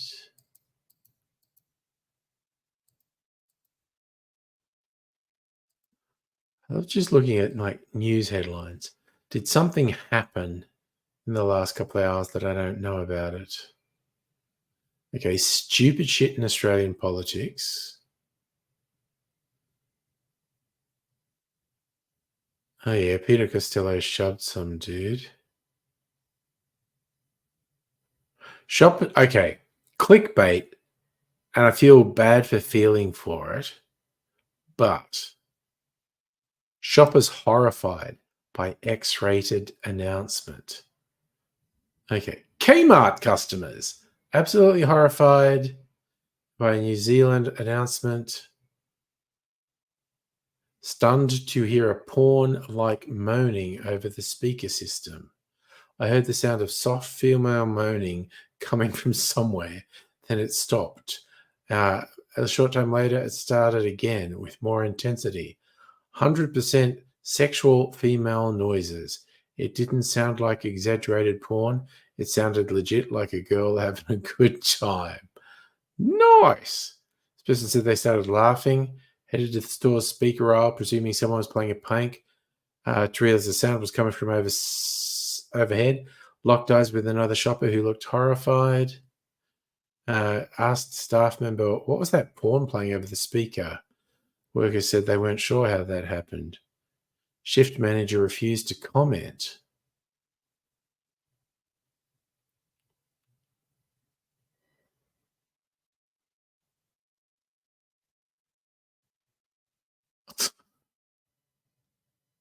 Okay, that's actually kind of a non-event and boring. Right. I keep falling for fucking clickbait, honestly. Oh, we do have a super fucking weird murder trial happening in Australia at the moment. It's very weird. Okay, so you haven't had a helmet up to this point? You're surprised you haven't hurt your head? I'm glad you haven't hurt your head. Everyone's talking about Jerry Seinfeld's bizarre new interview. Oh god, he's talking to Barry Weiss. He's a fucking idiot. Oh god. Yeah. It's weird and somewhat homoerotic. Jerry Seinfeld saying he misses the days of male dominance.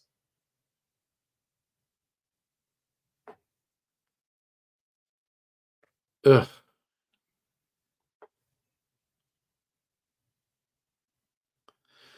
It's weird.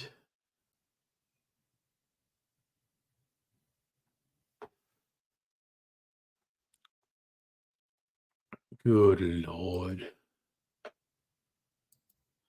It's all very weird. So you never owned a helmet and being hit by cars, flipped over handlebars into parked cars, slid on a turn. Oh, yeah. See, I'm very conservative and protective of my head. I don't think I'd ride a bike without a helmet. I mean, it's illegal. I have no idea what the actual law is in the US or in New York where you are, Micro. But in Australia, across the board, it's absolutely illegal to ride even a push bike, a scooter, anything without a helmet. We're 8:54. I was just doing a thing. Du-du-du. What's my phone telling me? That it's almost bedtime.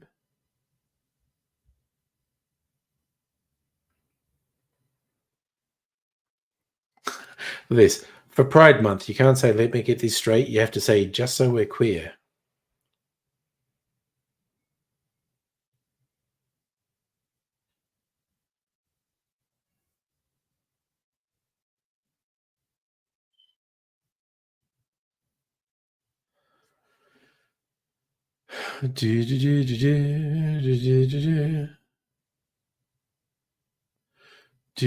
I'm just looking at social media, which is My pal Jake say to me. All right.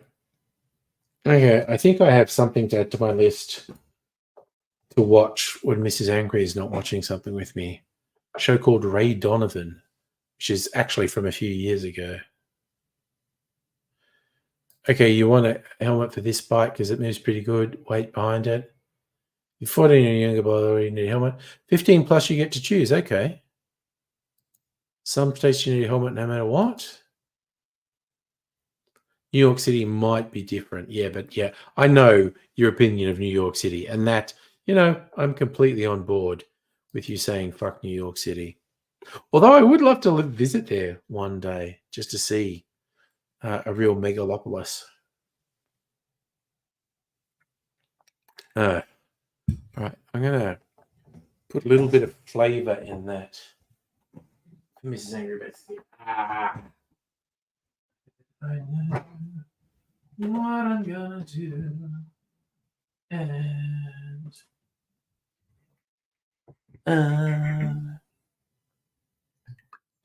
little scratch of that. There's nothing here I don't wear that I'm not. Should I wear pants that look like this? I think I have to. Yeah, I think I have to lose weight to wear these.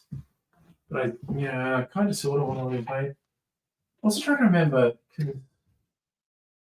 like cosplay costumes of my sons in there.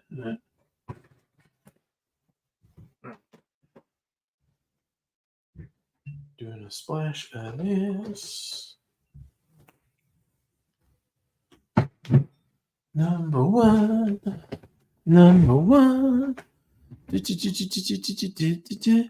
You want to go shopping in New York City? I'd just like to walk around New York City, honestly.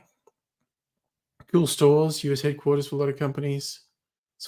Yeah, I just, because it was one of the first cities in the world that did skyscrapers. And so some of the older, like early 1900s buildings in New York, I would really like to see. And also the modern ones, the modern, like freaky skyscrapers. I want to see that too. I would definitely like to visit New York City, though. Don't know if I ever will. Like, because I'm old enough that New York City used to have a super scary reputation, like the 70s and 80s, just extremely violent crime central. And it's not like it's crime free now, but it's not intense as it was in the 70s and early 80s. I think it depends on the building, Micro. I think all eras of building have some ugly ones and some good ones. I think maybe the ugly ones have all been knocked down in New York City. Not an expert, though. You're like the 1800s ones, early 1900s ones are ugly. I'm not that well versed in architecture, so I really couldn't say.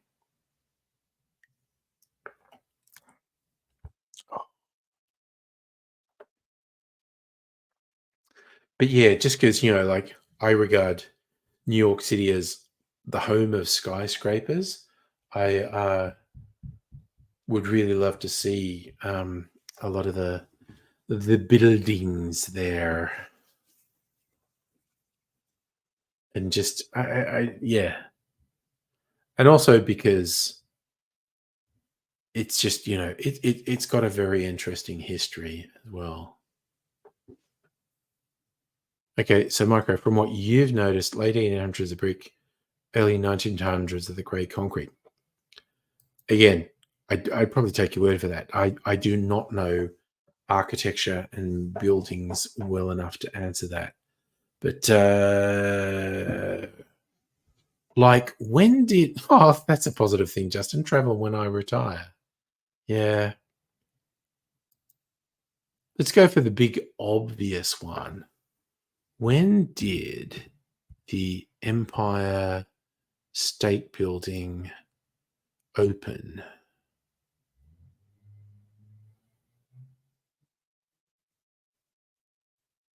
1930, opened in 1931. It took them a year to make it. Construction started 17th March 1930. It opened 11th April 1931. So maybe that's the era I want, around the 1930s and 40s. I don't know.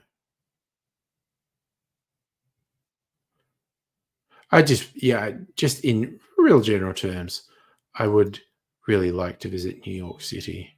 No, I think that's Mrs. Angry telling me she's going to bed. So I suppose we'll do. Here you go, 1930 something. Woo, yeah. Yeah, it is. It is basically bedtime. Oh, ding was Mrs. Angry gone to bed. So I am coming in there. I just poured this to put a bit of flavor in her orange peel, which she will put into a hot chocolate in the morning. Oh man, that is super fucking tasty. Yeah, we are not that far off the 100th anniversary of the Empire State Building.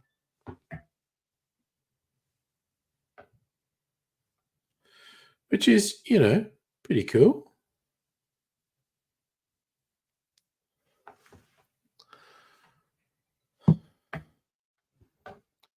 I do. I very much like living in Melbourne. It's a fine city. I like it. What's my little tappy game doing?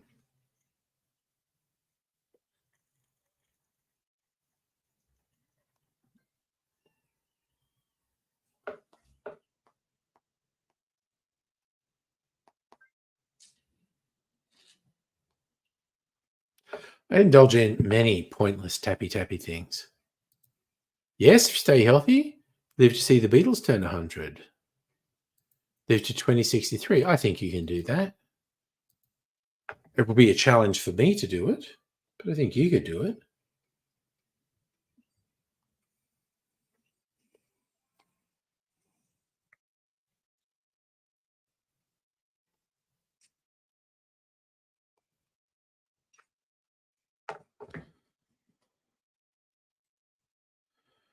Here I am playing the pointless tappy game just before going to bed.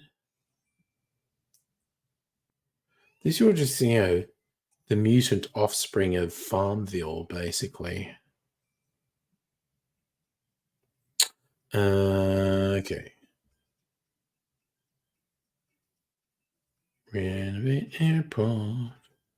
I'll do this.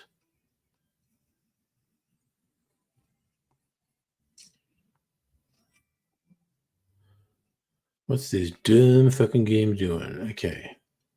Tropical coffee shop. And all you can eat. Which one of those?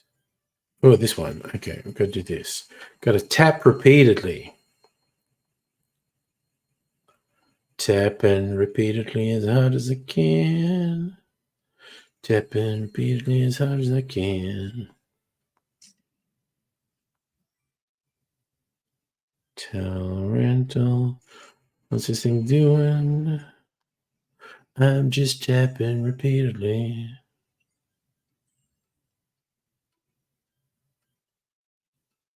Surf Shack. Not 2 minutes. Okay. Tapping hard, tapping repeatedly. Because that's what life is today. Repeatedly tapping. Sorry, Margaret, I wonder what the political statement Lennon. I know. Lennon, bit of a dickhole, quite honestly. All right, that's a whole thing.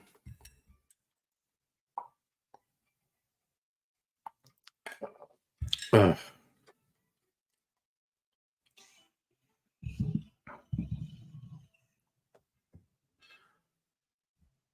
It's kind of like the thing with John Lennon and Yoko Ono doing their sit-in thing in a bed in a luxury hotel where migrants cleaned up after them. You know, he was. He violently abused his first wife. He's a fucking dick.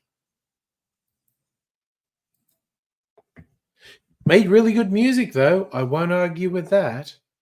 And it was sad when he was murdered, because his last album was actually pretty good. Like, you know, dodgy people can make good art or good entertainment.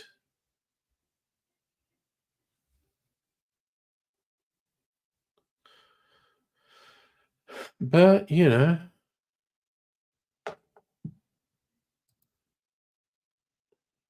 yeah, I mean, yeah, and you're saying like you're a fan. Yeah, I'm a fan of his music, absolutely. And it's probably, you know, obnoxious for me to try and pretend I'm a better person than him as well, quite honestly. Right. But having said that, I'm gonna eat my cherry. Gonna do my cherry and oh man, that's really brought on some flavors. Fucking yum. All right, I'm gonna go to bed now. Mm. And if anyone's around for party night tomorrow, I'm going to be partying on down. I think I'm probably going to make some martinis tomorrow. That's how you can tell I'm going to get real fucked up if I'm making martinis. So look forward to that. And whatever you're doing, take care. I'll see you another time. But I will say